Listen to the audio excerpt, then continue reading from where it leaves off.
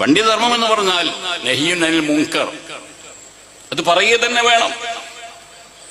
കള്ളക്കടത്ത്, ഗുഹ്യ ഭാഗങ്ങളിൽ ഒളിച്ചു കടത്തുക, അത് കൊടുവള്ളിക്കാരൻ ചെയ്താലും കരുവമ്പൂൽക്കാരൻ ചെയ്താലും വെണ്ണക്കോടുകാരൻ ചെയ്താലും ഇന്ത്യ രാജ്യത്തെ സാമ്പത്തികമായ വ്യവസ്ഥിതിക്ക് വിപരീതമാണ്, ചെയ്യാൻ പാടില്ലാത്തതാണ്, ആരും അങ്ങനെ ചെയ്യരുത്, രാജ്യദ്രോഹ കുറ്റമാണ് എന്ന് ഗവൺമെന്റ് പറഞ്ഞാൽ ഇന്ത്യൻ ഇക്കോണമിക്കിയുടെ ബാലൻസ് തെറ്റാൻ അത് കാരണമാകുമെന്ന് കണ്ടുകഴിഞ്ഞാൽ, കരുവമ്പൂൽക്കാരൻ കടത്താൻ തുടങ്ങിയാൽ, കൊടുവള്ളിക്കാരൻ കടത്താൻ തുടങ്ങിയാൽ മിണ്ടണം, പറയണം, കൊല്ലരുതനിയ, കൊല്ലരുത് മാനുഷാദ, ഇന്ത്യയെ കൊല്ലരുത്.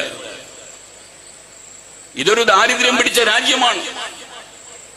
ഒരു ഭാഗത്ത് പണം കുന്നുകൂടുകയും മറുഭാഗത്ത് മെലിയുകയും ചെയ്യുന്നതിന് കാരണമാകുന്ന പണപ്പെരുപ്പം എന്ന് പറയുന്ന രാജ്യദ്രോഹ കുറ്റം, അതിൽ ചെയ്യല്ലേ തലേക്കെട്ട് കെട്ടിയവനെ, തൊപ്പിയിട്ടവനെ, നിസ്കാരത്തമ്പുള്ളവനെ, ഇത് പറഞ്ഞു കൊടുക്കൽ ആലിമിന്റെ നിർബന്ധമാണ്.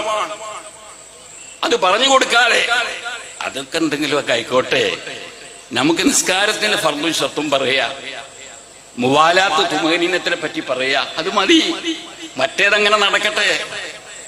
ഈ ഒരു ചിന്ത മുസ്ലിയാന്മാരെ നിങ്ങൾക്കും എനിക്കും ഉണ്ടായാൽ മതി, അത് മതി. മൽഊനാകാൻ ലുഇന കാനൂ ലാ യതഹനാഹൗന മുൻകരിൻ ഫഅലൂ.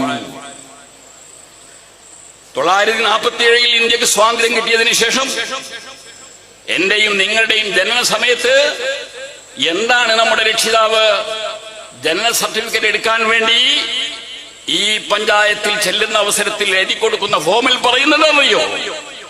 ഫോമിൽ പറയുന്നത് ഇന്ത്യൻ ഭരണഘടനയ്ക്ക് അനുസരിച്ചുകൊണ്ട് എന്റെ മോനെ, എന്റെ മോളെ ഞാനിതാ ഇവിടെ പോറ്റിക്കൊള്ളാം, ദയവായിട്ട് പൗരത്വം തരണേ എന്നാണ്. അത് പറഞ്ഞിട്ടാണ് നമുക്ക് ജനന സർട്ടിഫിക്കറ്റ് കിട്ടുന്നത്, ഒപ്പിട്ട് കൊടുത്തിട്ട്. അതിനുശേഷമുള്ള എല്ലാ ഓരോ കടമ്പകളിലും ഇതേ രൂപത്തിലുള്ള ഒപ്പുകൾ ഒപ്പുവെച്ചിട്ടാണ് ഇന്ത്യയിൽ പാർക്കാൻ നാം അർഹത നേടുന്നത്.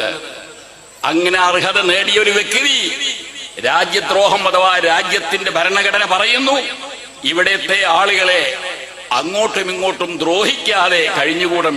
മഹാദ്രോഹമാണ് കള്ളക്കടത്ത്. അതുകൊണ്ടാണല്ലോ അത് പിടിക്കുന്നത്. എവിടെയാണ് ആ വ്യത്യാസം? സ്വർണം കടത്തുന്ന വ്യക്തി, അദ്ദേഹത്തിന് വിജയം കിട്ടിക്കഴിഞ്ഞാൽ അദ്ദേഹത്തിന്റെ പണം ഗവൺമെന്റ് അറിയാതെ കുന്നുകൂടും. ആ കുന്നുകൂടുന്ന വ്യക്തിയാണ് ഇവിടെ വന്നിട്ട് ഭൂമിക്ക് വിലക്കയറ്റം ഉണ്ടാക്കുന്നത്.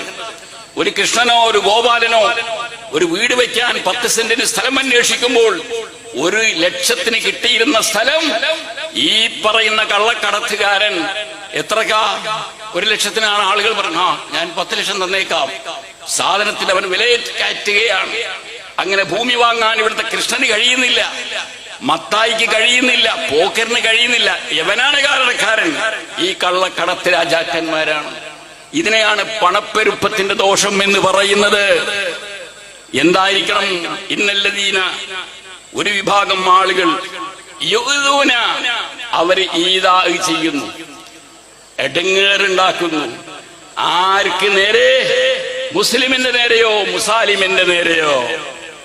മുസ്ലിമിനെ ദ്രോഹിക്കാൻ പാടില്ല എന്നതുപോലെയാണ് രണ്ടാമത്തെ വിഭാഗം മുസാലിം. ആരാകുന്നു മുസാലിം എന്ന് പറഞ്ഞാൽ? അലയൻസിൽ കഴിയുന്ന ആളുകൾ. അത്തരം ദ്രോഹം കാണിക്കുന്ന ആളുകൾ, അവർക്ക് കാര്യമായ ശിക്ഷയുണ്ട് എന്നാ ഖുർആൻ പറയുന്നത്. അപ്പോൾ പണ്ഡിത ധർമ്മം എന്ന് പറയുന്നത് നഹി ചെയ്യേണ്ടത് നഹി ചെയ്യുകയാണ്. MDM എന്ന് പറയുന്ന വസ്തുവുമായിട്ടുള്ള പോക്കും വരവും,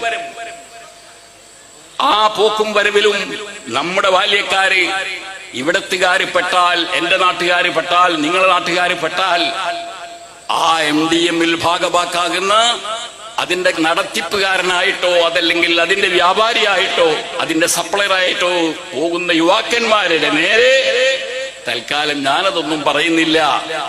അതൊക്കെ എന്ന് പറഞ്ഞാൽ പുതിയ ലോകത്തിന്റെ ഒരു മുഖം മാത്രമാണ്. മിണ്ടാതിരിക്കരുത്, പറഞ്ഞു കൊടുക്കണം. ചെറുക്കന്മാരെ, നിങ്ങൾ ഇതിന് മുതിരരുത്. കുല്ലു ലഹ്മിൻ നബത മിനസ് ഫന്നാറു ഔലാ ബിഹി. 10 ഗ്രാം MDM അത് കോഴിക്കോട് നിന്ന് വാങ്ങി താമരശ്ശേരി എത്തിച്ചു കൊടുത്താൽ ആ കാരിയർ എന്ന നിലയ്ക്ക് കിട്ടും 50,000 ഉറുപ്പിക എന്ന് കേട്ടാൽ യുവാക്കന്മാരെ അതിന്റെ പിറകെ പോവല്ലേ. കാരണം കുല്ലു ലഹ്മിൻ നബത മിനസ്സുഹ്, MDM വഴി, കഞ്ചാവ് വഴി, അതിന്റെ സെല്ലറായത് വഴി, കാരിയറായത് വഴി നിന്റെ കയ്യിലേക്ക് വരുന്ന ഓരോ തുണ്ട് നയാപൈസയും, ആ തുണ്ട് നയാപൈസ കൊണ്ട് നീ ഒരു ബർഗർ വാങ്ങി തിന്നാൽ, അതുകൊണ്ട് നീ ഒരു 7up കുടിച്ചാൽ, അതുകൊണ്ട് നീ മോരും വെള്ളം കുടിച്ചാൽ, നിന്നിലുണ്ടാകുന്ന ലഹ്മ, നിന്നിലുണ്ടാകുന്ന മജ്ജ, നിന്റെ ശരീരത്തിൽ വന്നെത്തിച്ചേരുന്ന